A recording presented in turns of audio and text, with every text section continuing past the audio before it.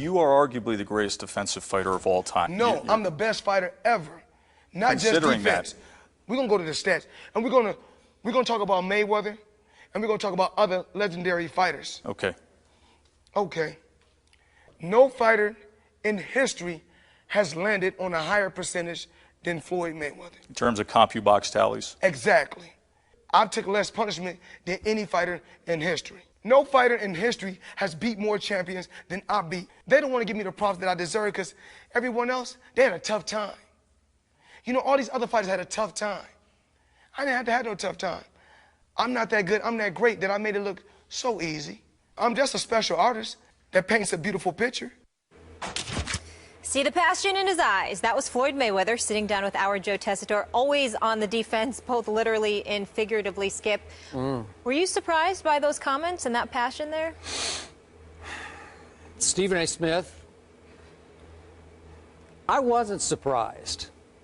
It did strike me that these comments from your man Floyd Mayweather Jr. were extremely revealing, because here he is at this age and station in life and in his career, and he still feels compelled to try to convince us just how great he really is, because, in my opinion, Floyd isn't convinced how great he really is.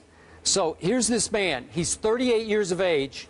He's fought professionally for 20 years. 48 men have tried, as you always remind me, and 48 have failed. And here, number 49 comes on Saturday night, and Floyd continues to insist this is the end. This is it for him. Yet he's still trying to say that, we didn't hear the rest of this part of the soundbite, but he's saying, well, this fighter does this well, and this fighter does that well, but I do everything great.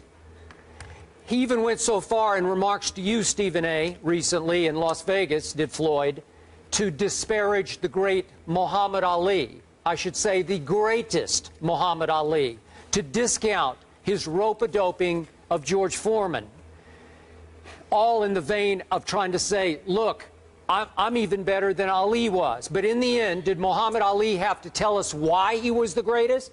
No, he just knew he was the greatest, and we knew he was the greatest, so he didn't have to keep beating us over the head with that.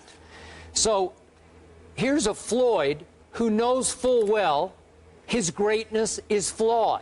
I always say he's the greatest defensive fighter. I don't know how you could argue that. Joe Tessitore said that in his opening statement that we heard there on the tape. And Floyd jumped all over it and said, no, I'm the greatest fighter, not just the greatest defensive fighter.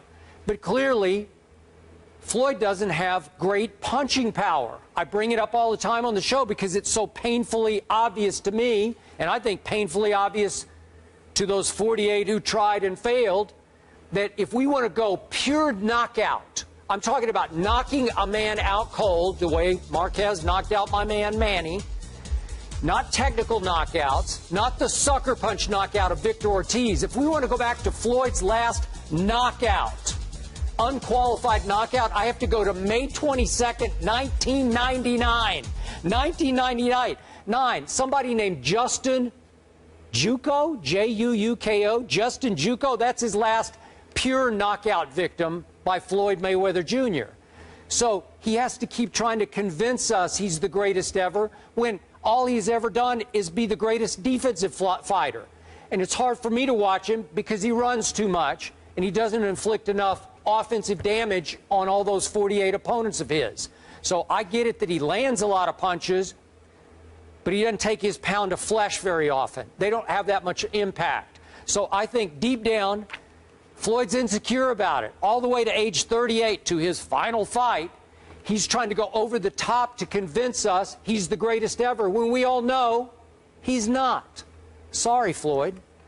Well, let's be clear about something here. We all know we can't trust you to be objective about Floyd Money Mayweather because you think he's Chicken Mayweather and you've been disrespecting him for years despite his unblemished excellence in the ring. Having said all of that, let's be very, very clear about something.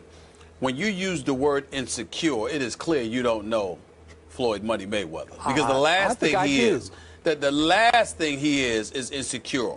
As he breaks this down, let's make sure we understand what's coming along here. First of all, He did beat Ricky Hatton. That was a TKO as opposed to a KO. I understand that.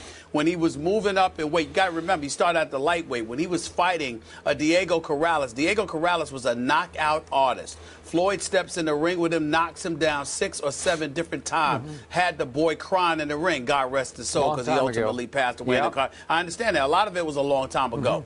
But he beat an Oscar De La Hoya. He beat a Sugar Shane Mosley. He beat a Canelo Alvarez. He was young. He beat a Miguel Cotto. He beat a whole bunch of guys. What I'm saying to you is this. Do I believe he's the best in the world ever, rather? No, I do not. He and I have debated about this for years. He and I go back and forth, and it was nice to see him talking to Joe the way that he talks to Joe, because that's how he argues with me about it practically every time we see one another. He firmly believes he's the best because he believes we all don't know boxing. And compared to him, Skip, he's allowed to make that argument, because when you're considered one of the best ever, and I don't think there's any question that he's one of the best ever, then you have a right to question other people's intelligence about the sport you have mastered as a pugilist. So I'm not offended by that. But here's where it comes from. Floyd's belief is that the rest of us are caught up in the guts and glory, the Arturo Gaddis versus the Mickey Wards of the world, the Rocky Balboa fictional character and stuff like that. Floyd believes we're caught up in that. When Floyd brings up Muhammad Ali, he brings up the rope-a-dope. He doesn't bring up the way Ali annihilated so many other opponents prior to Foreman and the Rumble in the Jungle, or even prior to Frazier. He doesn't bring up that stuff. He's caught up in the rope-a-dope. When he thinks about a guy like Marvin Hagler, he thinks about Marvin Hagler knocking Hearns out, but the punches Marvin Hagler took in the first round as well. He thinks about all of those things. So Floyd is the kind of guy who believes this ain't the UFC, this is boxing. The objective is to hit and don't get hit. And who does that better than me?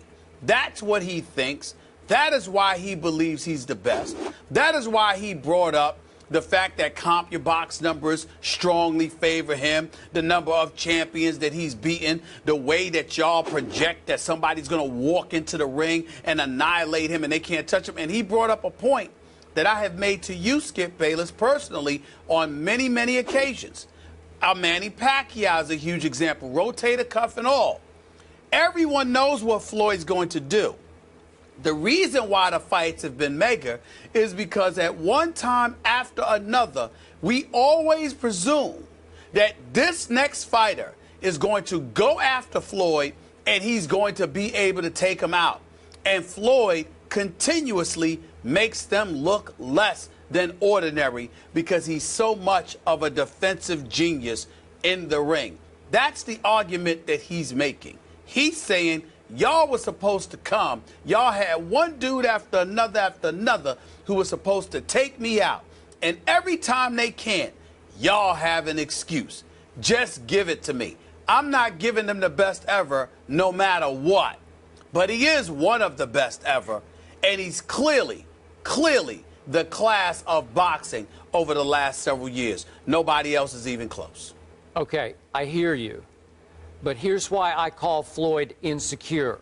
Again, when you're 38 years of age and you're 48-0 and you speak the way we just heard him speak, trying to convince us again and again and again why I am greater than you think I am, you are very insecure about the way you're being perceived by the world. And the world doesn't believe that Floyd is the greatest. Even you, a friend of his, a guy who loves Floyd, just as a fighter, you're a fan of his. Right. I get that. I respect that. But even you are saying, no, it's Ali. I mean, would you give Floyd the edge over Sugar Ray Leonard? Because I wouldn't. I'm sorry. No, but what I'm saying to you, Skip, is this. I do understand and appreciate why he feels that way. This is a guy that sat down with me and tried to convince me that he has been through more racism than Muhammad Ali. He actually said that. He believes this, Skip. And so what happens is that when you have somebody, of course I disagree with that. Of course that doesn't make any damn sense to me. But the flip side to it is that as somebody who has been fighting since he was 2 years old, that has put himself through what he has put himself through to be the greatest ever in his mind, and one of the greatest ever unquestionably, when you go through all of that, you are going to be a bit sensitive to people that try to deny you what you believe you have firmly earned. That's not insecurity. That's you believing, yo, I earned this. I'm not going to let you take this away from me. And I'm telling you, most of us could appreciate that. Most of us can. Mm-hmm. Okay. I mean, everybody, meaning anybody. Okay, final quick point, and I'm going to make a positive point about Floyd here. In a separate interview yesterday, he actually said something positive about my guy Manny Pacquiao. Who knew? He called Manny a, quote, hell of a fighter. I think maybe he did that to set up a potential Pacquiao Mayweather 2. I like it. Yeah, I do too. If Pacquiao gets on his knees and apologizes for sitting there and trying to wipe away Floyd's legitimate victory over him on May 2nd, perhaps Floyd will be kind enough to consider legitimate victory a rematch. over a one-armed fighter who needed rotator cuff surgery the next day. The next day, he's in the hospital. We don't want to hear that. We don't want to hear that. Oh, we don't want to hear that. Sweep that under the carpet. Oh, no. I'm not saying his rotator cuff wasn't injured. We just questioned when it happened. I believe it happened from all those missed punches. Yeah, that's what I believe happened. That's what I believe will happened. be healthy, and if Floyd gives him a second chance, please, Floyd, I'm on my knees begging you, please, please, please. Manny will win the second fight. A healthy Manny. I thought an unhealthy Manny beat Floyd. I would much rather see Money Mayweather against the winner of Canelo Alvarez versus Miguel Cotto. Yeah, you would.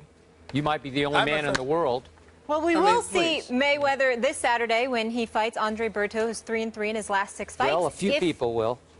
The charity fight. Yeah. If he wins, he'll tie former heavyweight Rocky Marciano's record of 49 wins, 0 losses, 0 draws, and that was set back in 1955. Coming up, by now, you've probably seen that